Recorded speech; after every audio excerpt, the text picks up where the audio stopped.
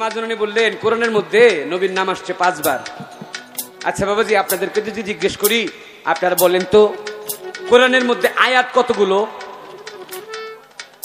হ্যাঁ, আলহামদুলিল্লাহ, ধন্যবাদ আপনাকে। বোঝা গেল আপনার মতো একজন জ্ঞানী এখানে জ্ঞানী লোক আছেন, ধন্যবাদ। আল্লাহ পাক যেই কোরআন নবীর কাছে নাজিল করলেন সেই কোরআনের মধ্যে ছিল 6666 আয়াত। কিন্তু আমি কানন্দন বললাম, বর্তমান বাজারে আপনারা যেই কোরআন পাবেন, বর্তমান বাজারের কোরআন কিনে আনেন, বর্তমান বাজার থেকে কোরআন এনে আয়াত সংখ্যা আপনি গুনবেন, আয়াত সংখ্যা গুনে দেখবেন বর্তমান কোরআনের মধ্যে আছে 6334 আয়াত। বাদ বাকি 332 আয়াত কোরআনের মধ্যে নাই। কেন নাই? আমার নবী যখন আসছে, কোরআনটা নাজিল হয়েছে নবীর উপর, কিন্তু নবী যখন এই দুনিয়া থেকে পর্দা নিলেন, খেলাফতি পাওয়ার কথা ছিলেন, গাদির খুমের মধ্যে দাঁড়িয়ে নবী 1.6 লক্ষ মুসলমানের মধ্যে ভাষণ দিলেন, লাহু ফাহাজা আলিউন মাওলাহু, আমি মোহাম্মদ যার জন্য মাওলা, আজ হইতে আলী তাদের জন্য মাওলা। কে বলছে? নবী বলছে। আল্লাহ তার কোরআনের সূরা ফাত আয়াত নাম্বার 10 মধ্যে আল্লাহ বলছে যে যে নবীর হাতে হাত দিল সে যেন আল্লাহর হাতেই হাত দিল। নবী বলছেন মান কুনতু মাওলাহু ফাহাজা আলিউন মাওলাহু, আমি যার মাওলা আজ হইতে আলী তার মাওলা। আলীকে খেলাফতি দিয়ে দিলেন, মাওলাইতি দিয়ে দিলেন। কিন্তু দেখা গেল নবী ইন্তেকালের পরে নবীর দেহ মোবারক, নবী তার হাদিসের মধ্যে বলছে, কোন মানুষ যদি, কোন মুসলমান যদি মারা যায়, এই ছোট, কোন মুসলমান যদি মারা যায় যত তাড়াতাড়ি পারো তারে কবরস্থ করবা। সেই লোকটা এই কথা বলছে যে মুসলমান মারা গেলে তারে যত তাড়াতাড়ি পারো কবরস্থ করবা।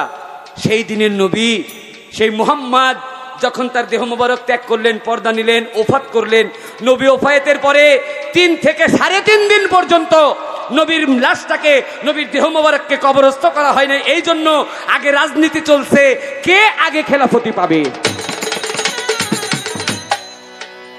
নবীর দেহ মোবারকের পাশে ছিল একমাত্র হযরত আলী, আর আবু বকর, ওসমান, ওমর, উতবা, তাদের মতো কিছু সংখ্যক মানুষ যারা নামে মুসলমান হইল, প্রকৃত মনের মধ্যে অন্তরে তাদের ঈমান ছিল না। তারা গিয়া একটা ঘরের মধ্যে মিটিং করলেন মা আয়েশা সিদ্দিকাকে নিয়ে। তারা নিয়ে খেলাফতি বানাইলেন প্রথম আবু বকরকে, তারপর খেলাফতি বানাইলেন উমরকে, তারপর খেলাফতি বানাইলেন ওসমানকে, ওসমানের পরে খেলাফতি আসলেন আলীর কাছে। নবী নিজেই বলে গেছে, আমি মোহাম্মদ যখন দুনিয়ায় থাকবো না, আমার পরে খেলাফতি থাকবে মাত্র 30 বছর। এই 30 বছর খেলাফতির পরে এই দুনিয়ার মধ্যে মুসলমানদের ঈমান নিয়ে যে কত ছিনিবিনি খেলা হবে সেটা আল্লাহই ভালো জানে, আমি মোহাম্মদ মুখ দিয়ে প্রকাশ করব না। আলীর পরে এই খেলাফতি নিয়ে গেলেন মুয়াবিয়া, আর মুয়াবিয়ার ছেলের নামই ছিল ইয়াজিদ। যে ইয়াজিদ এসে 332টা আয়াত ছিল পাক পাঞ্জাতনের শান এবং মানে। কাদের মানে? পাক পাঞ্জাতনের। পাক পাঞ্জাতন কি? পাক মানে পবিত্র, পাঞ্জা মানে 5, তন মানে দেহ, 5টা পবিত্র দেহ। সেই 5টার একটা হচ্ছে আমার দিনের নবী, একটা হচ্ছেন আলী করিমুল্লাহ ওয়াজহু, একটা হচ্ছে মা ফাতিমাতুজ জোহরা, একটা হচ্ছে ইমাম হাসান আলাইহিস সালাম, একটা হচ্ছে ইমাম হুসাইন আলাইহিস সালাম। তাদের 5 জনের সম্মানের যে আয়াতগুলো ছিল, এই আয়াতগুলো কোরআন থেকে সরাইয়া বাদ বাকি কিছু মন গড়া আয়াত দিয়ে তারপর কোরআনটাকে তারা নাজিল করছে। আমরা বর্তমান যে কোরআন পাই সেটা ইয়াজিদি কোরআন। নবীর হাতে, নবীর কাছে যে কোরআন আসছিলেন ওই কোরআনের একটা কোরআন আছে এখনো মিশরের জাদুঘরে, যেই কোরআনের মধ্যে ওসমানের গায়ের রক্ত পর্যন্ত কোরআনের মধ্যে লেগে আছে।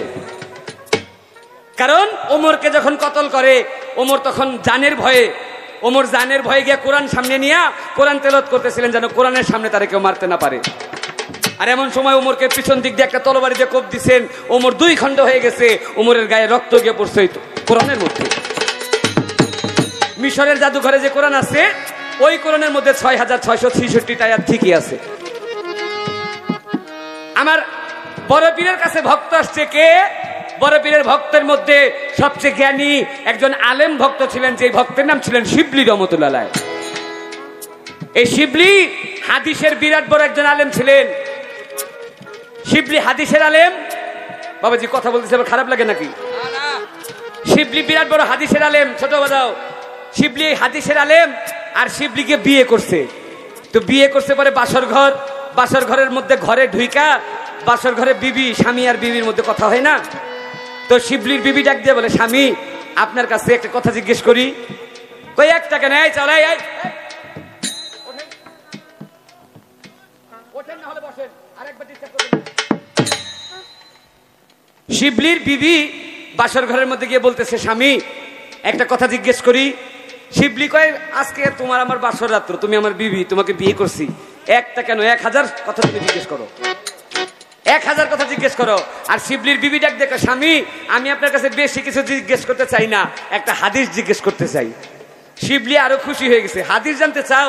আমি তো হাদিসের আলেম, আমি শিবলি হাদিসের একটা আলেম, আমার বুকের মধ্যে নবীর যত হাদিস আছে সব হাদিস ভরা, তুমি কি হাদিস জানতে চাও বলো।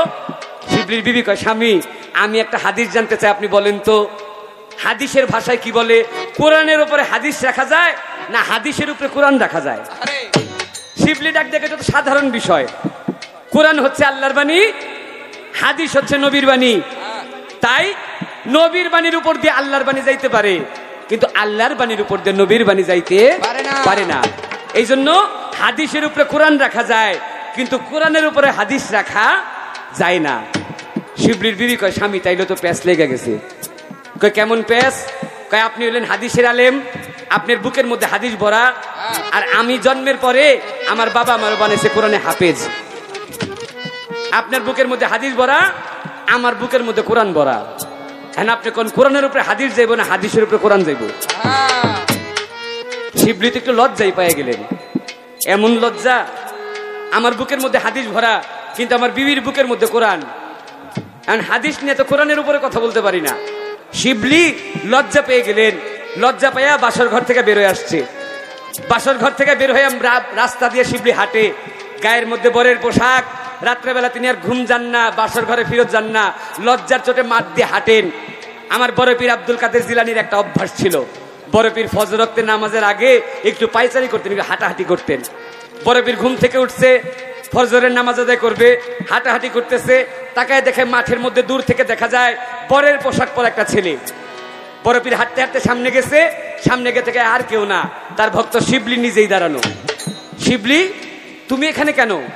রাত্র শেষ, গভীর রাত্র, তুমি এই জায়গায়, তোমার গায়ের মধ্যে বরের পোশাক, বিষয়টা কি? কথা বলার সঙ্গে সঙ্গে শিবলি দুইটা চোখের পানি ছেড়ে দিচ্ছে। বড় পীর আজকে অনেক লজ্জায় পড়ে গেছি। বলে কেমন লজ্জায়? আমার বিবি জানতে চাইছে হাদিস, যে হাদিসের উপরে কোরআন রাখা যায় না কোরআনের উপর হাদিস।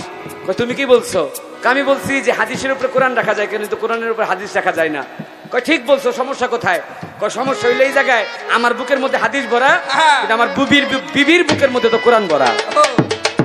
পরে পীর কই, এইটা সমস্যা, এইটা একটা সমস্যা হইলো, আয় বেটা আমার সাথে আয়। বড় পীর শিবলিকে নিয়ে চলে গেছে মসজিদে, মসজিদে ফজর ওয়াক্তে নামাজ আদায় করছে। নামাজ আদায় করছে কয়জন? 2 জন। বড় পীর হলেন ইমাম, মুক্তাদি হচ্ছে শিবলি। 2 জন মিলে নামাজ আদায় করছে। নামাজ আদায় করে সালাম ফিরানোর পরে বড় পীর একবার পিছনে তাকাইছে, তাকায় দেখে যে শিবলি।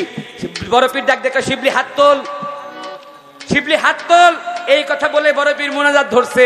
আর যখন বড় পীর মোনাজাত ধরছে, ওই মসজিদের পাশ দিয়ে যাচ্ছিল 300 মাটির কামলা। যারা মাটি কাটে ওদের মাটির কামলা বলে না, 300 মাটির কামলা। ওই মাটির কামলারা তো কোরআন শরীফ জানে না। মাটির কামলার যে সর্দার, মাটির কামলার সর্দার তাকায় দেখে বড় পীর আব্দুল কাদের জিলানী হাত তুলছে। মাটির কামলার সর্দার ডাক দেখে, এই মাটির কামলার দল, ওই দেখ মসজিদের ভিতরে আব্দুল কাদের, বড় পীর আব্দুল কাদের জিলানী হাত তুলছে। এক কাজ কর, বড় পীরের পিছনে গিয়ে সবাই হাত তোল। বড় পীরের পিছনে হাত তুললে কেউ খালি হাতে যাবে না। বড় পীর দেখছে তার পিছনে একজন, কিন্তু একজনের সাথে যোগ হয়েছে আরো 300, হয়ে গেছে 301 জন। বড় পীর আল্লাহর দরবারে হাত তুলে ডাক দেখো, হে আল্লাহ আপনি না আমারে বলেন মাহবুবে খোদা, মাহবুব শব্দের অর্থাৎ বন্ধু, হে আল্লাহ আপনি না আমারে বন্ধু বলেন, তাই আমি বন্ধু হিসেবে আপনার কাছে অনুরোধ করি, আপনি যদি চান পাহাড়কে আপনি সাগর বানাইতে পারেন, আপনি আল্লাহ যদি চান তাহলে সাগরের মধ্যে চর ফলাইতে পারেন। হে আল্লাহ, আমার পিছনে যে মুক্তাদি আছে এই মুক্তাদিটা আপনি আপনার কুদরতে কোরআনে হাফেজ বানাই দেন। সবাই একবার সুবহানাল্লাহ বলতে। সুবহানাল্লাহ। আমার বড় পীর শুধু একবার আল্লাহর দরবারে বলছে, আর বড় পীর বলার সঙ্গে সঙ্গে বড় পীর দোয়া করছে একজনের জন্য, আর দোয়া লাইগা গেছে 301 জনের। ওই শিবলির উসিলায় 301 জনই হয়ে গেছে কোরআনে হাফেজ। সুবহানাল্লাহ। এইবার বড় পীর ডাক দেখা, শিবলি এইবার বাসর ঘরে যা, এইবার বাসর ঘরে গিয়ে তোর বিবির আরেকটা হাদিস শোনাবি। কি হাদিস? এই হাদিসটা শোনাবি যে আল্লাহর বাণীর উপর দিয়ে নবীর বাণী যাইতে পারে না, তবে আল্লাহর বাণীর উপর দিয়ে আবার আল্লাহর বাণী যাইতে পারে। একটা কোরআনের উপরে আবার আরেকটা কোরআন রাখা যায়। এই শিবলি যখন কোরআনে হাফেজ হইলেন, কোরআনে হাফেজ হয়ে শিবলি আমার বড় পীরের কাছে বললেন, হে বড় পীর, আমি কোরআনটা তেলাওয়াত করে দেখলাম কোরআনের মাত্র 5টা জায়গার মধ্যে মুহাম্মদ নামটা আছে, বাদ বাকি জায়গার মধ্যে কেন নাই? আমার নবী তখন বললেন যে আমার বড় পীর বললেন, শিবলি তুমি জানিয়ে রাখো, আল্লাহ পাক যদি পাক পাঞ্জাতনকে পয়দা না করতেন তাহলে এই মাকলুকটা তিনি পয়দা করতেন না। তাই মুহাম্মদ নামটা 5 বার দিয়ে আল্লাহ বুঝিয়েছেন পাক পাঞ্জাতনকে ইশারা করে। পুরোটা কুরআন নাজিল হয়েছে আস্তে নবীর নাম 5 বার। আচ্ছা, এখন দাঁড়ায় আপনাদের মাঝখানে এখানে সবার মধ্যে দাঁড়ায় আছে কে? আপনারা বলেন সবার মধ্যে দাঁড়ায় আছে কে? আমি। তাহলে আপনারা যদি বলেন এখানে দাঁড়ানো ব্যক্তিকে, তাহলে আমার উদ্দেশ্য করা হবে না? নবী তার কোরআনের মধ্যে প্রত্যেকটা জায়গায় বলছে। কোথায়? একেবারে কোরআন খুললেই বিসমিল্লাহর মধ্যে সূরা বাকারা, আলিফ লাম মিম জালিকাল কিতাবুল লা রাইবা ফিহি হুদাল লিল মুত্তাকিন। আলিফ, আলিফে আল্লাহ, লাম, লামে আদম, মিম, মিমে মুহাম্মদ। তাহলে সেখানে কি মুহাম্মদ নাম আছে না? আছে, আছে। মুহাম্মদ নাম আছে, কিন্তু সেটাকে মিম দিয়ে ইশারা করেছেন। কানুনদান বললেও আমাকে বোঝানো হবে, এখানে স্টেজে দাঁড়ানো ব্যক্তি বললেও আমারই বোঝানো হবে। ঠিক তেমনি প্রত্যেকটা সূরার মধ্যে, সূরা বাকারার মধ্যে আছে, সূরা মুমতাহিনার মধ্যে আছে, সূরা মুজাম্মিলের মধ্যে আছে, সূরা আল কালামের মধ্যে আছে, সূরা আলাকের মধ্যে আছে। এই 5টি সূরার মধ্যে নবীর নাম 5 বার উল্লেখ করা হয়েছে, কিন্তু পুরা কোরআনের মধ্যে যতগুলো আয়াত, প্রত্যেকটা আয়াত নবীকে ইশারা করে নবীর নাম বলা হয়েছে। এই তো তাহা